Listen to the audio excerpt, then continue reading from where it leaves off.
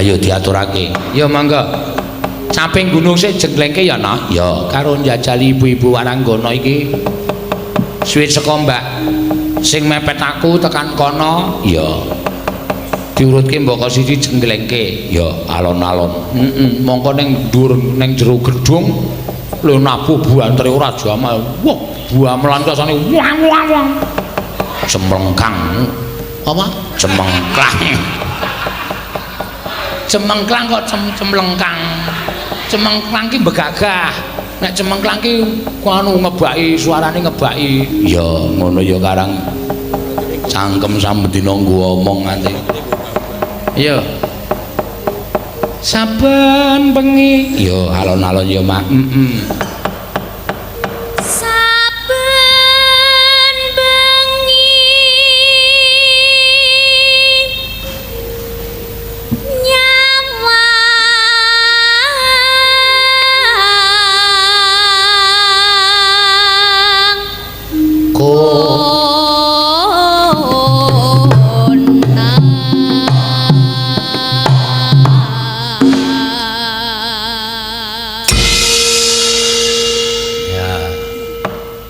Bocah ngendi iki? Cah SMKI ini wis lulus, wis mlebu nang ngisi semester 1. Oh, asmane Mbak Entin. Oh, Entin, Mbak Entin. Oh iya.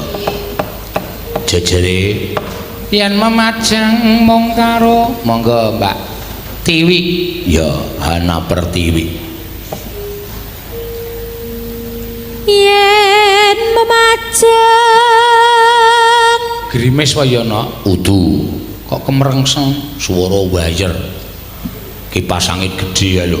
Wah rasaku kok kaya grimis urung udan lho ya Mak.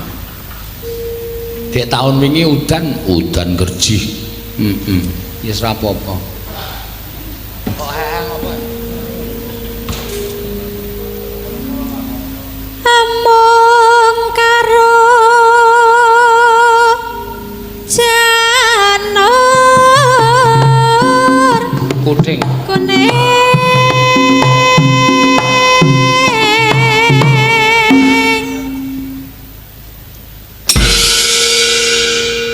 Amung karo janur kuning. Kuning. Pas pilek dadi kuning. Kembang. Ya, ha iki sindenku sing bar melu festival drum band. Festival drum band wela kuwi sing nggawa drum. Meteng ya Mak. Ora apa-apa ya meteng-meteng anake jak prihatin golek duit. Iya.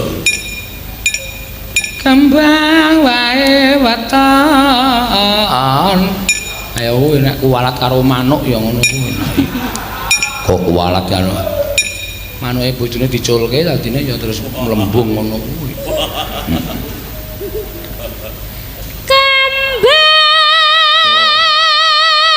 Seru ta dibantu anake saka jero kuwi. Disebul saka jero. Suarane mbokne dadi seru banget.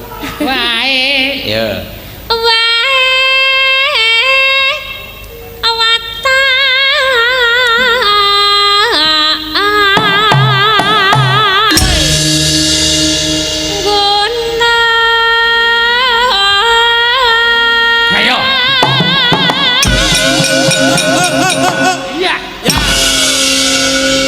Meteng mesti suarane seru. Iya.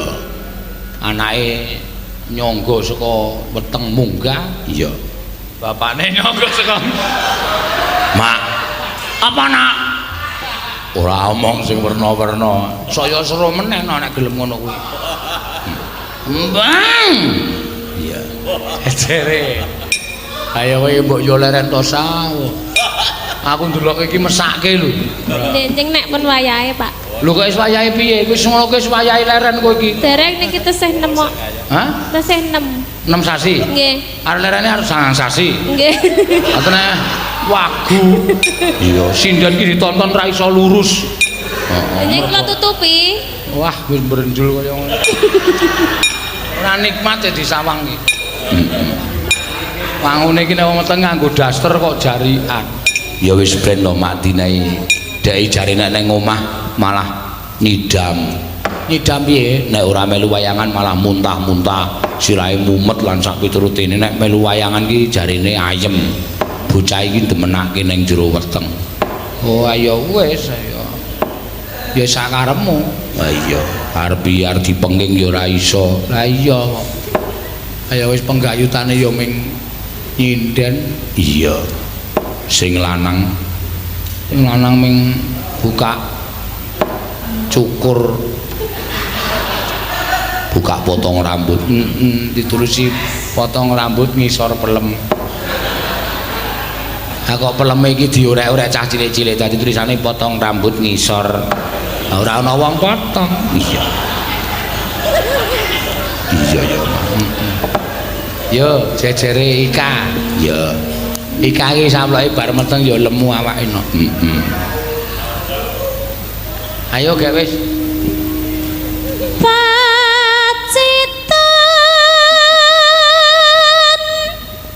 sarwi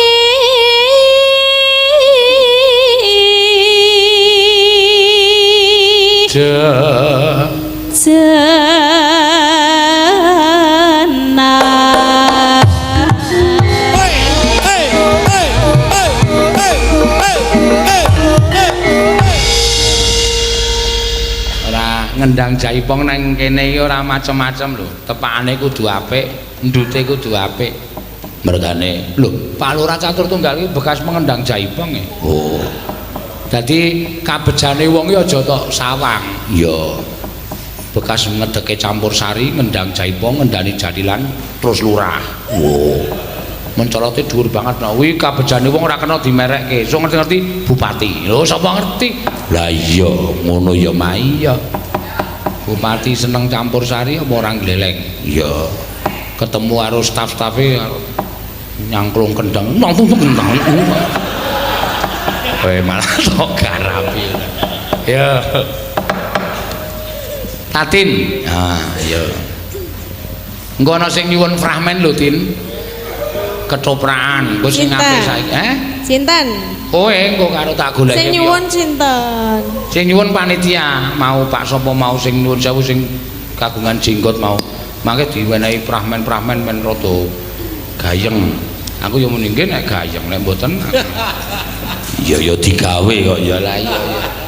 Anggere kabru-kabruan ra gayeng. Ya. Panas.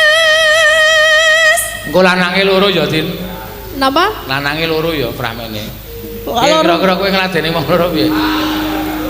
Kon ngladeni ngopo sih? Ketoprakan.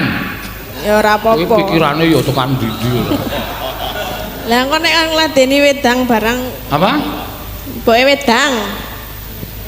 Rasan jukoke wedang ketoprak kok wedangan. Ya kan adegan. Ketoprak kok malah wedangan. Adegane wedang kan ya bisa. Ya ora iso. Panas ya. Patas ya. Udan. Yo, Pak Agus ngersake engko lagune Banyuwangen. Oh iya. Agus senengane sok repot-repot ngene iki lho aku sok ora penak. Ora sok aneh-aneh nyuwun Banyuwangen karo kanthi njaluk ngono dadak dikeki ditoke banget iki aku terus ora penak rasane. Ketoke kaya dalang komersil ngono lho, Nok. Iya. Sesukna cukup kertas. Sing abang. Oh, sing abang kok milih ora. Iya. Sapa iki? Kula, Pak. Oh sike. Parian sike. Ya. Mbak Entin tekan ana kagem puluh dadi utawa parian kagem gedung serbaguna. Ya, ayo sakarmu. Saparan. Merti dusun puluh dadi. Ya. Ya. Mangan teri. Mangan apa? Teri, Pak. Teri. Krunguku gori. Ayo ki gemrunggung banget suarane kali. Mangan teri terus Karo ngombe es teh. karo ngombe es teh. Warga puluh dadi. Heeh. Rezekine tambah akeh. Rezekine tambah akeh. Iya.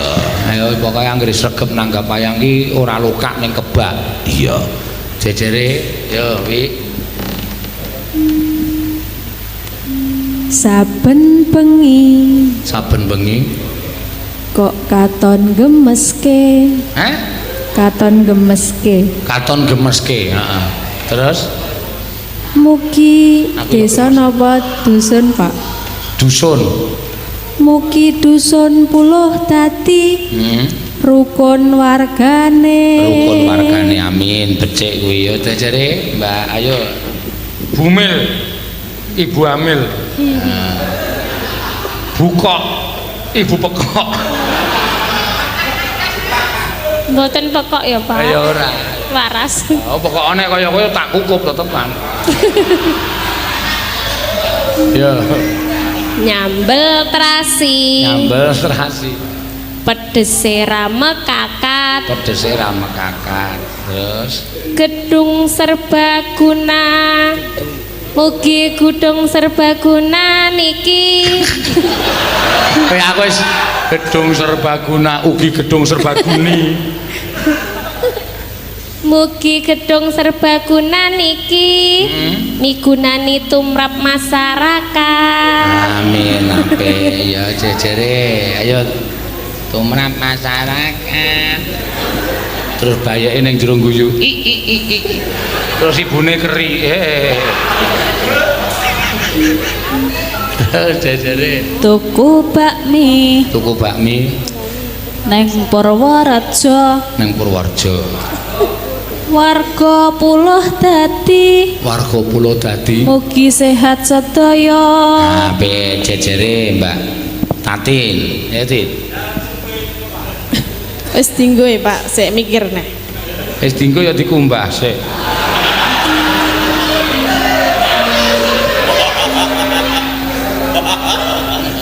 Tuku topi Tuku topi ireng warnane. ireng warnane. Wis seneng ireng ta warnane? Nggih, ra mesti, Pak. Ora mesti ning ape nek itu. Eksotis. Kagem warga Ora saya. Pulung Pulau Dadi. Puluh apa pulung? Pulung dong pulung. Ganti-ganti jeneng. Pulau Dadi. Kagem warga Pulau Dadi. Ah, Mugi sehat-sehat awake. sehat-sehat awake jane wis dinggo mau ora apa-apa. Ayo nih. Aku pengen dadi Wah. Ngen jatilan yo ngene iki terus. nek dikendangi Pak Lurah mriki. Ah. Pak Lurah wis ora kersa mau wis tak pamengko munggah panggung wis ora rasa ngono. Ora bakal dadi kowe. Terus Mugi pulo dadi tansah lestari. amin. Ayo jejere Mbak. Menu nadi. Lali aku. Terus Ono sapi. apa? Sapi, Pak. Oh, ngomong sapi. Ono sapi. Hah? Ono sapi. Ah, sing cetha ngono kuwi to ora. Ana sapi, ngono wae to. Ana sapi. Ora cetha. Ono sapi. Ah, Mengkal sing duwe. aku iki parian apa maca? Salah meleh, Pak. Mengkal kok bengkal lho suwe-suwe kowe. Ampun. Ono sapi. Heeh. Mengkal sing duwe. Mengkal sing duwe. Warga pulo dadi ayam tentrem wargane. Ya, matur sembah nuwun. Ya. Panasutan. Ayo nih. Acara. Panasutan. Cinten yayan ora. Ngenteni aku omong sih lagi panasutan ya. Oh lah. Salah ya, Pak? Oh, wis ora. Suwe ra ketemu kok gendandapan. Ya ampun, kangen, Pak. Kangen karo sapa? Kali Rika. Mari ngenyong? Iya. Aja kaya kowe. Temenanan. Enak sih, atine nyong ora kepenak nek Rika mang kaya kowe. Temenanan, Pak, kangen temenanan. Temenan. Iya. Rika diterna bojone apakah ora sih? Dewekan. Dewekan. Iya, bojone nyong wis tak balekna. Apa? Bojone nyong wis tak balekna. Baliknya maring wong tuane. Iya, mergo manuke cilik.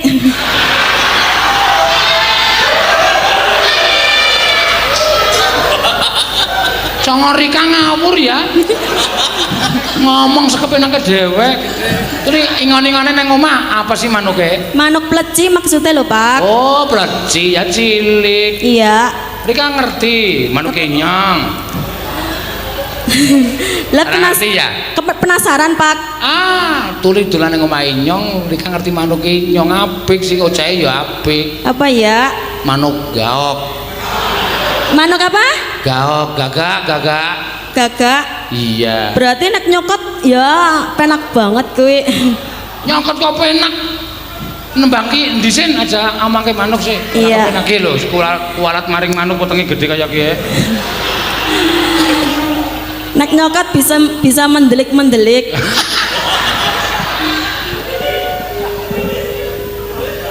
Siki panas udan panas Aling-aling aleng-aleng capek gunung.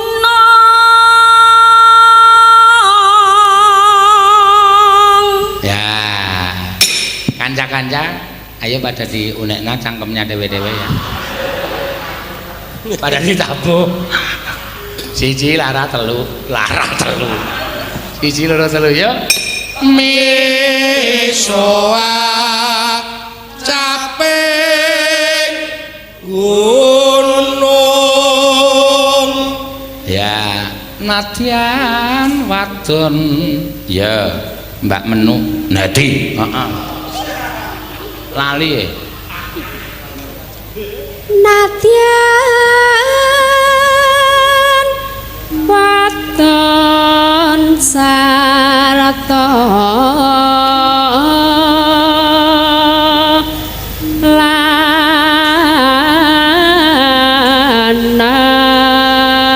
lanang.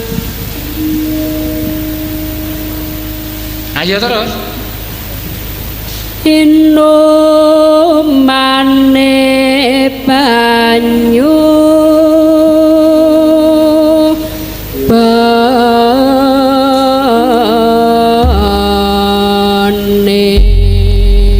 bening.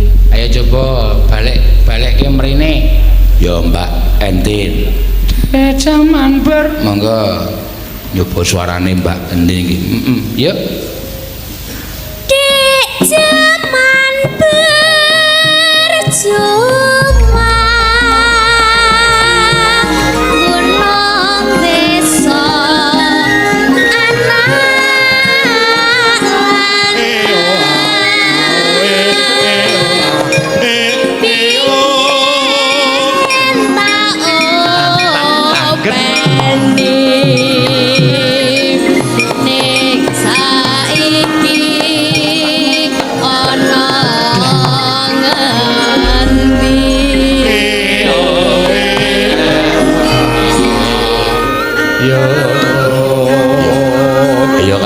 bocah ya ora apa-apa. Jaman berjuang gunung desa. Aku njur arep bubar. Ya selak kesusu-susu. Pak kula. Lah apa-apa ya. Jarene wis menang keturunan